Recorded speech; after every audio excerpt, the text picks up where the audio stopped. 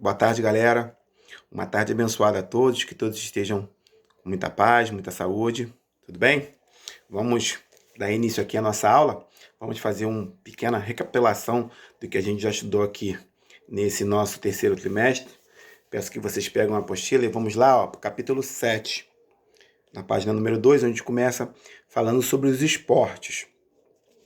Esporte esse que a gente já viu no primeiro e no segundo trimestre, que nesse terceiro trimestre nós só iremos contemplar ali o que a gente já viu até agora, certo? Peguem a apostila de vocês aí, vamos lá para a página 3, onde ele fala dos esportes de rendimento, que baseia-se somente na perspectiva de alcançar o melhor resultado. O esporte de reabilitação, que é o uso do esporte na recuperação com pessoas com deficiência. Pessoas que podem, mesmo as pessoas que sofreram alguns traumas, precisam do esporte para reabilitar a sua condição física. O esporte de lazer, que é o uso do esporte para promover a saúde. Esses esportes que a gente pratica mesmo em parques, né, em praças públicas. E o esporte escolar, que está diretamente ligado, né, à nossa educação física, com o objetivo primordial, que é o crescimento tanto quanto mental da criança, físico e mental, né? Quando a gente começa a desenvolver as nossas técnicas cognitivas e consegue assim avançar e consegue realizar movimentos que anteriormente a gente não conseguia em determinado esporte. Fala um pouquinho também aqui, ó, na página 3, sobre as categorias dos esportes, que a gente já viu também nos trimestres passados, igual os esportes de campo e taco. A gente sabe que esporte de campo e taco baseia-se no taco e no campo, com suas regras. Os esportes podem ser, como exemplo, o beisebol, o cricket e o tacobol. O tacobol a gente viu muito também no nosso trimestre passado. Os esportes, o tacobol, que é um esporte bem antigo, onde ele pode ser praticado tanto na quadra quanto na nossa rua, na rua mesmo, nas nossas casas, ou até mesmo no campo. Esportes de rede e parede, que são aqueles esportes que necessitam de uma rede ou de uma parede. Pode ser exemplos de esporte de rede. O badminton, que é bastante conhecido.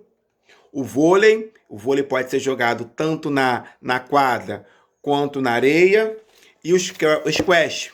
O squash tem aqui, ó, aqui na página número 4, número 5, tem até um exemplo aqui do que seria o squash, onde você teria uma raquete, uma bola, que você joga a bola na parede, um de cada vez, e você vai rebatendo.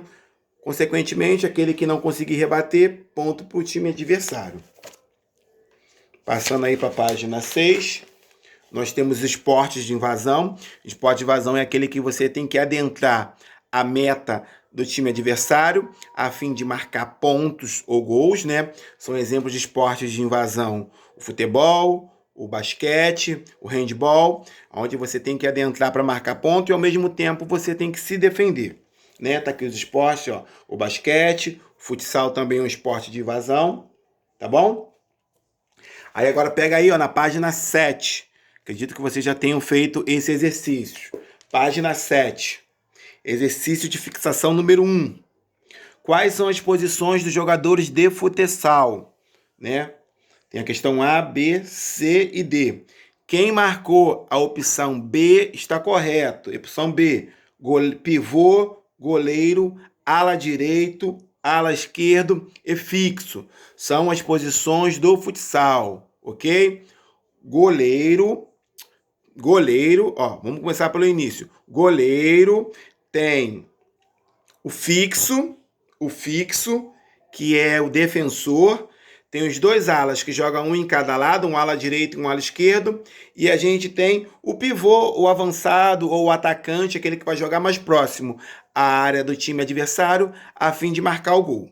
Tudo bem? Então a opção correta da página 7, número 1, é a letra B. Número 2, da página 7. Qual esporte de invasão é considerado a paixão brasileira? Futebol, futsal, handball ou basquete? Claro que é o nosso velho e famoso futebol. Então, opção número letra A é a opção correta. Número 2, Letra A. Virando a página. Número 3.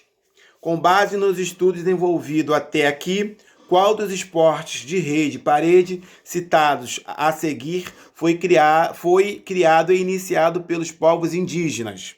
As opções: letra A, badminton, letra B, tênis, letra C, voleibol e letra D, peteca. A resposta correta é a letra D, peteca, ok?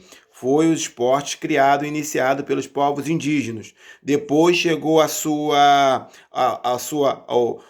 avançou e hoje a gente tem até o badminton, né? Que é derivado da peteca. Mas só que no badminton hoje a gente foi iniciado, além da rede, também a raquete. E a número 4 aqui é um trabalho de recorte e colagem dos esportes de campo e taco que vocês conhecem, praticados por vocês, tá bom? Virando a página, já temos aqui o capítulo 8, os jogos e os esportes, né? Porque qual a diferença de jogo e esporte? Né? Jogo é aquele que não requer certas regras, que a gente consegue fazer umas adaptações nos jogos, tipo a nossa queimada. A nossa queimada ela não é um esporte, ela é um jogo, onde existem várias alternativas de você estar jogando a queimada, né? O futebol já é um esporte, porque o futebol ele requer regras a serem cumpridas para que a gente possa praticar esse esporte. Certo? Os jogos e os esportes. Para que fique claro, faremos uma comparação das características gerais dos jogos e dos esportes, né? A diferença aqui, do jogo e esporte, as regras. No jogo, as regras não são permanentes e podem sofrer alterações a qualquer momento, conforme a preferência dos participantes. Eu estou aqui na página 11, ok? Nessa tabela aqui, na página 11. Já os esportes, em referente às regras, no esporte as regras são permanentes e não podem ser alteradas por ninguém. Se uma regra descumprida, o jogador é punido pela arbitragem, certo? No jogo não existe regras nem arbitragem. Já no esporte existem regras sim claras a serem seguidas pelos seus participantes ou praticantes. Aí nós temos aqui, na página 12, os nossos exercícios em relação aos jogos e esportes. Página 12, exercícios de fixação. Número 1. De acordo com os conteúdos estudados até aqui, analise as alternativas a seguir e marque J para jogo, e E para esporte. Vamos lá. É obrigatório o uso de uniforme ou qualquer outro tipo de vestimenta? Jogo ou esporte? Resposta C, letra E. É um esporte. Não é necessário arbitragem, os próprios jogadores se fiscalizam e decidem as faltas. Mas se preferirem, pode escolher alguém para agir como mediador. Jogo, letra J.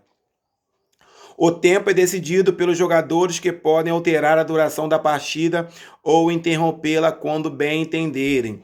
No esporte, existe um tempo determinado e um tempo de marcação e também 2 tempos ou assim sucessivamente. Então essa resposta é falsa. Isso é um jogo, não é um esporte. Letra E, letra D. As regras são permanentes e não podem ser alteradas por ninguém. Letra D, esporte. Nos esportes não podem ser alteradas as regras. Letra F. Não é obrigatório o uso de uniforme, os jogadores o utilizam somente se desejarem. Resposta correta é jogo. Letra J. Aqui, número 2. Agora que conhece as diferenças e as características dos jogos e dos esportes, conte-nos se você pratica algum jogo ou esporte. Essa número 2 é uma resposta pessoal. Cada um responde a sua aí, tá bom? Número 3. O xadrez não requer um grande esforço físico, mas sim mental. Por isso, ele é considerado um... Olha o xadrez, O xadrez é um jogo ou um esporte, certo? O xadrez tem regras? Tem regras. O xadrez tem tempo de jogo? Tem. Não sei se vocês já jogaram ou já viram o xadrez. tem um reloginho que fica contando o tempo do lado. Se o praticante não fizer a sua jogada e o tempo acabar, ele perde a jogada. Então o xadrez ele tem tempo, ele tem regras. Se ele tem tempo, ele tem regra, ele é um esporte. Tudo bem? Justifique a sua resposta. A minha ficou dessa forma, ó. O xadrez é considerado um esporte em que é usado mais a mente do que o esforço físico, certo? Além de ter regras a serem seguidas. Tudo bem? E a nossa aula de hoje é sobre danças, que é a nossa aula que vai ficar aí para vocês fazerem os exercícios, certo? As danças populares no Brasil e no mundo, né? As danças populares no Brasil, ela é dividida por regiões, Sudeste, Centro-Oeste, Nordeste. Cada região tem a sua dança predominante. Aqui no nosso estado, a gente tem o funk, a gente tem o samba, né? O samba que é representado pelo nosso carnaval. Os elementos também constitutivos da dança, os movimentos corporal, tem um movimento potencial, já na página 14, que corresponde às pausas do movimento, ou seja, quando as partes do corpo fazem nenhuma trajetória no espaço. Movimento liberado, são movimentos realizados com o corpo e o espaço. Famílias de movimentos. Os diferentes movimentos são organizados em famílias de dança, como as transferências, as locomoções, os saltos, as voltas, as quedas e as elevações. Eu sei que muitos de nós não temos a prática de praticar esse tipo de dança, né? Porque não é muito do nosso cotidiano, mas é muito importante as práticas da dança para o nosso bem-estar, né, mental, nosso bem-estar físico. Faz muito bem para o nosso corpo dançar, se movimentar de alguma forma. Certo? E hoje o tio Mauro deixou os exercícios de hoje em anexo, tá na folhinha anexo aí, que vocês respondam. E coloquem lá em respostas, que na próxima aula nós iremos estar corrigindo os exercícios, as atividades de hoje. Tá bom, gente? Então o tio Mauro fez uma pequena recapitulação dos conteúdos passados. Espero que vocês tenham entendido. Caso haja alguma dúvida ainda, estou aqui disposto. Podem perguntar que eu estou aqui para tirar todas as dúvidas de vocês. Tá? Um forte abraço, um beijo, fiquem com Deus e até mais.